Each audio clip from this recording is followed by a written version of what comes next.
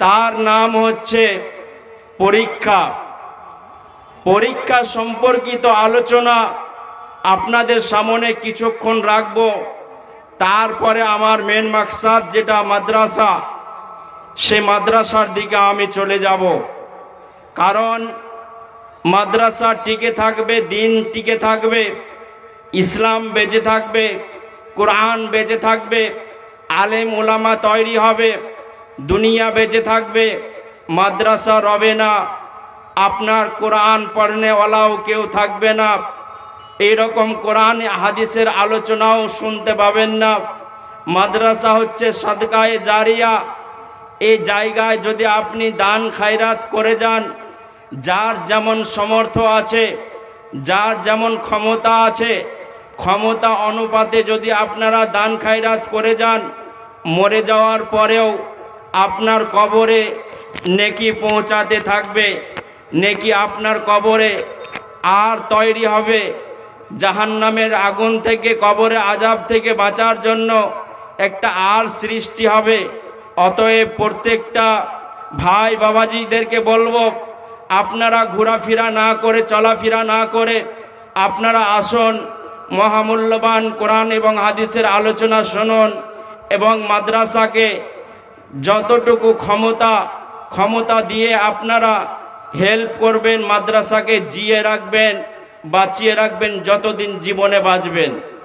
আমি আপনাদেরকে বলি, এখন বর্তমান সময়ে মাধ্যমিক পরীক্ষা হয়ে গেল, উচ্চ মাধ্যমিক পরীক্ষা চলছে।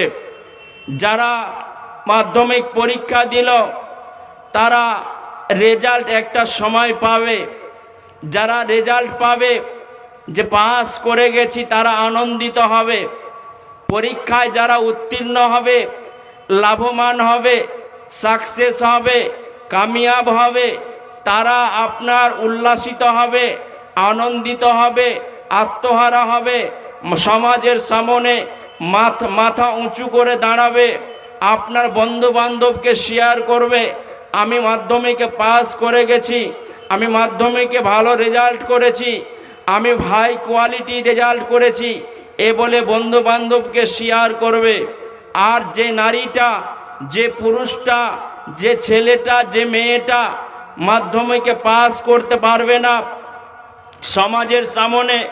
সমাজের সামনে মাথা তুলে দাঁড়াতে পারবে না, মাথা তুলে দাঁড়াতে পারবে না, লজ্জাশীল মনে ভাব হবে, তার লজ্জা করবে, তার আপনার একা একা থাকতে ভালোবাসবে, নির্জনে থাকা ভালো পছন্দ মনে করবে, খাওয়া দাওয়া ত্যাগ করে দেবে, বন্ধু বান্ধবের সঙ্গে আলাপ আলোচনা বন্ধ করে দেবে।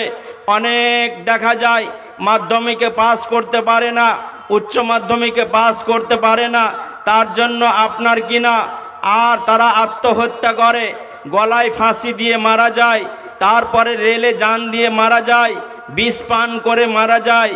অনেক ছেলে মেয়ে এরকম আমরা ঘটনা শুনে আসি যে পাস করতে পারেনি বলে আপনার বিষ পান করে মারা গেছে, গলায় দড়ি দিয়ে আপনার মারা গেছে। আল্লাহ পাক সুবহানাহু ওয়া তাআলা এই দুনিয়ায় আমাকে আপনাকে পাঠিয়েছেন মাস্তানি করার জন্য নয়, রাহাজানি করার জন্য নয়, বেঈমানি করার জন্য নয়, বাটপাড়ি করার জন্য নয়, দাগাবাজি করার জন্য নয়, আপনার ক্ষমতা দেখার জন্য নয়, টাকার গরম দেখানোর জন্য নয়। আল্লাহ রাব্বুল আলামিন আপনাকে আমাকে পাঠিয়েছেন ওমা খালাকতুল জিন্না ওয়াল ইনসা ইল্লা লিয়াবুদুন, যে আমার উপাসনা করবে, আমার ইবাদত করবে, আমার সিফতসানা করবে, আমার জিকির আজকার করবে, আমার তাসবিহ তাহলিল করবে, এর জন্য আমাকে আপনাকে পাঠিয়েছেন। এই জায়গাটা হচ্ছে পরীক্ষার জায়গা। আর কিতাব হচ্ছে কোরআন এবং হাদিস। এই কোরআন এবং হাদিসকে ফলো করে জীবনযাপন আমাদেরকে করতে হবে। কোরআন এমন একটা সাবজেক্ট, পৃথিবীতে যত সাবজেক্ট আছে, পৃথিবীতে যত কিতাব আছে, কিতাব লেখনেওয়ালারা নিজের ভুল স্বীকার করে নেয় যে আমার লিখতে গিয়ে ভুল হতে পারে। কেউ যদি সংশোধন করে দেয়, ভুল ধরিয়ে দেয়, তাহলে আমি ভুলটা শুধরে নেব, আমি ভুলটা মেনে নেব, এ কথা বলে। কিন্তু আমার আল্লাহ এমন একটি কিতাব দিয়েছেন, যেই কিতাবটির নাম হচ্ছে আল কোরআন। সেই কিতাবের মধ্যে আল্লাহ পাক সুবহানাহু ওয়া তাআলা প্রথমে চ্যালেঞ্জ দিয়ে তিনি শুরু করছেন, বিসমিল্লাহির রহমানির রহিম, আলিফ লাম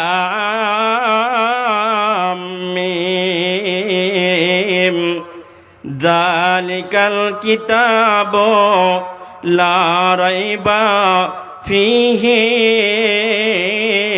হুদাল লিল মুত্তাকিন। এমন একটি কিতাব তোমাদেরকে দিলাম, এমন একটা গ্রন্থ দিলাম, এমন একটা সাবজেক্ট দিলাম, এমন একটা বই তোমাদেরকে দিলাম, এমন একটি কিতাব তোমাদেরকে দিলাম, যে কিতাবটাতে জায়েজ আছে, না জায়েজ আছে, হারাম আছে, হালাল আছে, কোনটা বৈধ কোনটা অবৈধ, কোনটা রাস্তা দিয়ে চলতে হবে, কোনটা খেতে হবে, কোনটা খেতে হবে না, সারাটা মানুষের জীবনের সর্বাঙ্গ কথা এই কোরআন আমাদের বলে দিয়েছে। কোরআন বলে দিয়েছে, যালিকাল কিতাবু লা রাইবা ফি, এমন একটি কিতাব আল্লাহ বলেন মানবরে, এমন একটি কিতাব তোমাদের দিলাম, যে কিতাবের মধ্যে কোনো সন্দেহ নাই। উম্মতে মুহাম্মাদে এমন একটি উপহার দিলাম, যেই কিতাবের মধ্যে কোনো ভুল নাই, কোনো ভুল খুঁজে তোমরা পাবে না। হেদায়াত পাবে কারা? হুদাল লিল মুত্তাকিন, স্বচ্ছ রাস্তা পাবে কারা? হেদায়াত পাবে কারা? যারা মুত্তাকি হবে, যারা পরেজগার হবে, যারা ইমানদার হবে, তারা এই রাস্তা, সোজা রাস্তা খুঁজে নেবে। অন্ধকার রাত্রে যেমন টর্চ লাইট ব্যবহার করেন, কারণ হচ্ছে আমার পাটা যেন গর্তে না পড়ে যায়, আমার পাটা যেন পায়খানায় না পড়ে যায়, কাঁটাতে না পড়ে যায়, এর জন্য টর্চ লাইট ব্যবহার করেন, এর জন্য টর্চ লাইট ব্যবহার করেন। বন্ধুরে আমার, আল্লাহ রাব্বুল আলামিন কোরআন নামে একটি টর্চ লাইট দিয়েছেন। এই টর্চ লাইটের মাধ্যমে আমরা ফলো করে জীবন যাপন করব। এটাকে আমরা দেখে দেখে যখন জীবন যাপন করব, আমরা গর্তে পড়ব না, আমাদের দ্বারা সুদের কারবার হতে পারে না, আমরা নামাজ ত্যাগ করতে পারি না, অন্ধকারে আমরা যেতে পারি না। আল্লাহর নবী, বিশ্ব নবী জনাবে মুহাম্মদুর রাসূলুল্লাহ যেদিন দুনিয়া ছেড়ে যান, সাহাবাদেরকে সম্বোধন করে বলেছিলেন, উম্মত ও আমার সাহাবারে, আমি দুনিয়া ছেড়ে চলে যাচ্ছি, কিন্তু তোমাদের জন্য দুটো জিনিস আমি রেখে গেলাম। তারাকতু ফীকুম আমরাইনি লান তাজিল্লু মা তামাসসাকতুম বিহিমা কিতাবাল্লাহ। আমি তোমাদের জন্য আমি দুটো জিনিস ছেড়ে গেলাম, একটি হচ্ছে আল্লাহর কিতাব ওয়া সুন্নাত রাসূলিহি, এবং আল্লাহ নবীর একটা হাদিস আমি রেখে গেলাম।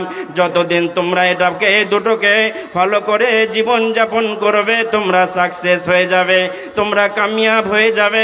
তোমাদের কেউ গোমরা করতে পারবে না, তোমাদের কেউ পথভ্রষ্ট করতে পারবে না, কেউ অন্ধকারে তোমাদের নিয়ে যেতে পারবে না।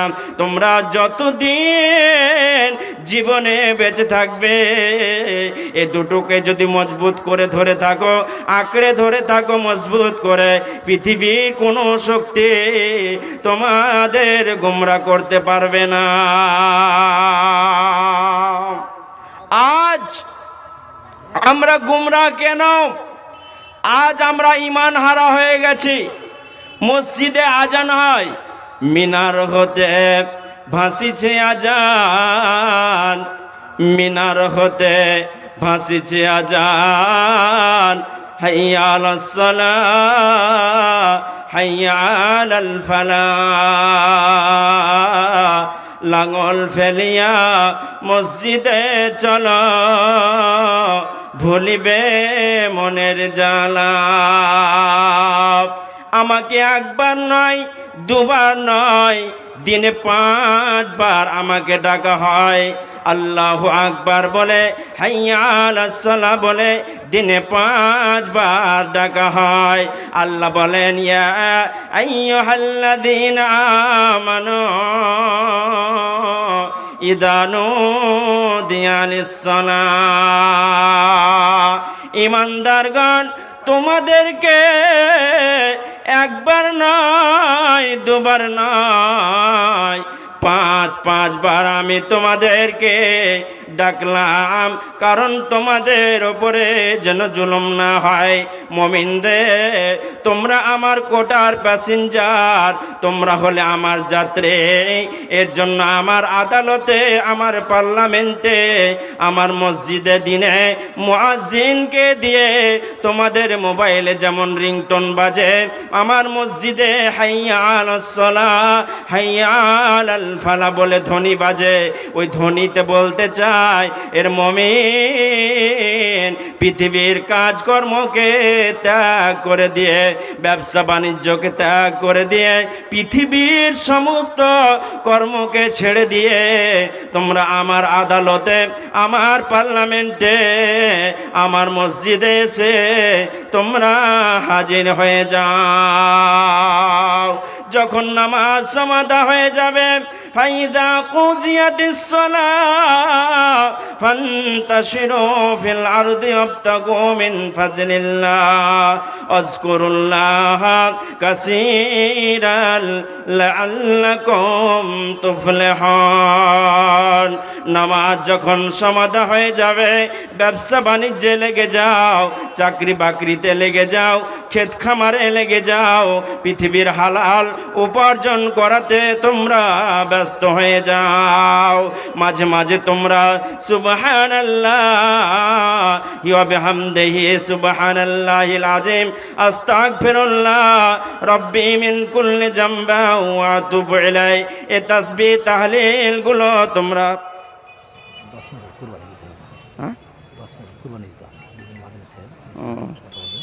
আচ্ছা ঠিক আছে। আসসালামু আলাইকুম ওয়া রাহমাতুল্লাহ। এটা আমি বক্তা সাহেবের কাছ থেকে এবং আপনাদের কাছ থেকে ক্ষমা চেয়ে নিচ্ছি। আমাদের মাঝে দুজন মহাপুরুষ এসেছেন, আমাদের এলাকারই, ওনাদের আমরা খুব ভালোভাবে চিনি। ওনাদের পরিচয় দেওয়া দরকার নেই। আমরা ওনাদের আলহামদুলিল্লাহ, ওনারা যেভাবে দিনের খেদমত করছেন মাশাআল্লাহ আমরা সবাই পরিচিত। তো শেখের কাছ থেকে আমি 10 মিনিট আমি চেয়ে নিলাম। শেখদের মুখ থেকে আমরা গিয়ে শুনে নেব, ওনারা বলে দেবেন। বলার পরে ইনশাআল্লাহ আমার বক্তা সাহেবকে আমরা সবাই পাই। তো আমি অনুরোধ করব অত্যন্ত পরিচিত শেখ মুতাআল্লিম আল মাদানী হাফিজাহুল্লাহকে যে আপনার কিছু মূল্যবান বক্তব্য পেশ করুন। আসসালামু আলাইকুম ওয়া রাহমাতুল্লাহি ওয়া বারাকাতুহু। বিসমিল্লাহি ওয়া আলহামদুলিল্লাহি ওয়াস সালাতু ওয়াস সালামু আলা রাসূলিল্লাহ। সম্মানীয় সভাপতি মহাশয়, স্টেজে উপবিষ্ট ওলামায়ে কেরাম, সামনে বসে থাকা শ্রোতাবিন্দু, পর্দার আড়ালের মা ও বোনেরা, আজকের এই সভা অত্যন্ত গুরুত্বপূর্ণ সভা, দ্বীনি এবং ধর্মীয় আলোচনার সভা। এই ধরনের সভায় আমাদের বেশি বেশি উপস্থিতির প্রয়োজন, কিন্তু দুর্ভাগ্যের বিষয় আমরা আমাদের পরিস্থিতি ঠিক সংখ্যায় করতে পারি না। বাইরে লোকজনের সংখ্যা ভালোই আছে, কিন্তু প্যান্ডেলে নেই। যাই হোক, আমি আপনাদের সামনে দু একটি কথা বলবো। তার মধ্যে প্রথম যেটি কথা বলবো সেটি হচ্ছে, আমরা সবাই মুসলমান, সবাই মুমিন। মুমিন ওই ব্যক্তি যার মধ্যে ঈমান রয়েছে। ঈমান কার মধ্যে রয়েছে? ঈমান কি জিনিস এটি আমরা আমাদের নবী মুহাম্মদ সাল্লাল্লাহু আলাইহি ওয়াসাল্লামের মুখ থেকে জানব। নবীনা মুহাম্মদ সাল্লাল্লাহু আলাইহি ওয়াসাল্লামকে জিবরিল আমিন জিজ্ঞাসা করলেন, ইয়া মুহাম্মদ আখবিরনি আনিল ঈমান। মুহাম্মদ একটু আপনি বলে দিন যে ঈমান কাকে বলে। আল্লাহ রাসূল সাল্লাল্লাহু আলাইহি ওয়াসাল্লাম বলেন, আল ঈমানু আন তু'মিনা বিল্লাহি ওয়া মালাইকাতিহি ওয়া কুতুবিহি ওয়া রুসুলিহি ওয়া আন তু'মিনা বিল কদরি খাইরিহি ওয়া শাররিহি ওয়া আন তু'মিনা বিল ইয়াউমিল আখির আও কামা ক্বালা আলাইহিস সালাতু ওয়াস সালাম। ঈমান হচ্ছে তুমি আল্লাহর উপরে বিশ্বাস রাখো, রাসূলগণের উপরে বিশ্বাস রাখো, মালায়েকার উপরে বিশ্বাস রাখো, ফেরেশতাগণের উপরে বিশ্বাস রাখো এবং ইয়াউমে আখিরাতের উপরে বিশ্বাস রাখো। আল্লাহর তরফ থেকে যে কিতাবগুলো এসেছে তাদের সেইগুলোর উপরে বিশ্বাস রাখো। কাদারের খের এবং শারের উপরে বিশ্বাস রাখো, আখিরাতের উপরে বিশ্বাস রাখো। এই 6 প্রকারের বস্তু হচ্ছে যেগুলোর উপরে বিশ্বাস রাখা, ঈমান রাখা জরুরি। ঈমান মুহাদ্দিসিনগণ বলেছেন, আল ঈমান হুয়া আল ইকরার বিল লিসান, অর্থাৎ মুখ দিয়ে উচ্চারণ করতে হবে যে আল্লাহ এক ও দ্বিতীয়। আশহাদু আল্লা ইলাহা ইল্লাল্লাহ ওয়া আশহাদু আন্না মুহাম্মাদার রাসূলুল্লাহ, এটা মুখ দিয়ে উচ্চারণ করতে হবে। আল ইকরার বিল লিসান ওয়া তাসদীক বিল কলব, অন্তর থেকে তাসদীক করতে হবে। আপনি শুধু মুখে মুখে বলে দিলেন যে আল্লাহ এক ও দ্বিতীয় এবং মুহাম্মদ সাল্লাল্লাহু আলাইহি ওয়াসাল্লাম আমাদের নবী, শুধু মুখে বলে দিলে হবে না। আপনাকে অন্তর থেকে এটা বিশ্বাস করতে হবে যে না, আল্লাহ ছাড়া কোনো পৃথিবীতে কোনো মাবুদে বারহাক নেই। যখন আপনি বিশ্বাস করে নিলেন যে আল্লাহ ছাড়া মাবুদে বারহাক হক মাবুদ কেউ নেই, তাহলে অন্য কেউরি সামনে আপনার মাথা নত করা চলবে না, অন্য কেউরি জন্য আপনার উপাসনা করা চলবে না। তো আল ইকরার বিল লিসান, প্রথমত আপনাকে জুবানে মুখে ইকরার করতে হবে, উচ্চারণ করতে হবে। দ্বিতীয়ত আপনাকে অন্তর থেকে